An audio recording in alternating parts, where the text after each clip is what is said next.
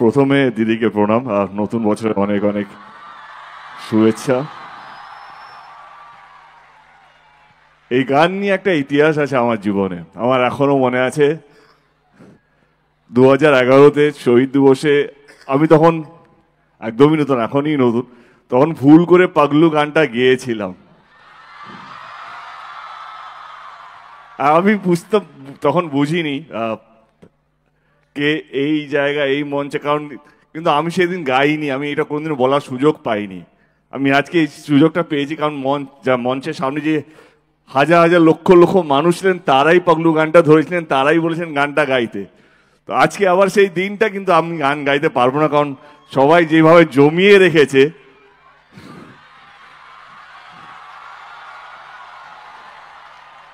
আমি অবশ্যই এটাও চাইবো না কি খুব বেশি জ্ঞান দিতে, কারণ আজকে আপনাদের একটা বিশেষ দিন, সিএমকে এত কাছ থেকে পাওয়া সত্যি সৌভাগ্যের ব্যাপার। কারণ আমার পড়াশুনো ইঞ্জিনিয়ারিং সব বম্বে পুনে থেকে হয়েছে, আমরা সত্যি এরকম সিএম পাইনি। কি গাই? কাকে বলছো? আরে তুই ওইটা গানা। কোনটা? ওটা খুব ভালো গাছ। কে তুমি নন্দিনী? আমি কবে গেয়েছিলাম? হ্যাঁ গেয়েছিস আমাকে। আমি ওকে গাইতে বলো, কে তুমি নন্দিনী। হ্যাঁ নন্দিনী তো এখানে বসে আছে। নন্দিনী বসে আছে। ওকে তুমি নন্দিনী। কাছে এসো না। না তুই এখান থেকে। না না না। আর আমি কিউ ধরছি। না না আমি আচ্ছা যাও না। আচ্ছা আমি গাইবো একটু। আমার মাইকে কন্ট্রোলটা কার হাতে আছে? একদম জিরোতে। হ্যাঁ। কে তুমি নন্দিনী, আগে তো দেখিনি, চলেছ এই পথে।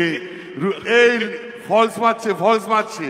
কে তুমি নন্দিনী, আগে তো দেখিনি, চলেছ এই পথে, রূপে যে। আচ্ছা ঠিক আছে, ওকে গাইতে হবে না, ও গাইতে গাইতে একটু হেঁটে যাক, ওটাই কিন্তু একটা বিরাট কোরিওগ্রাফি হবে।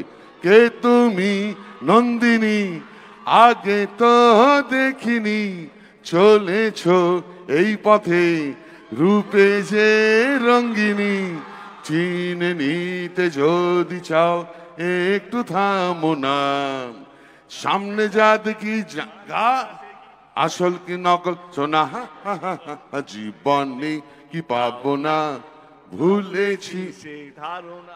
গাও। জীবনে কি পাবো না, ভুলেছি সে ভাবনা। Thank you Neela, thank you so much.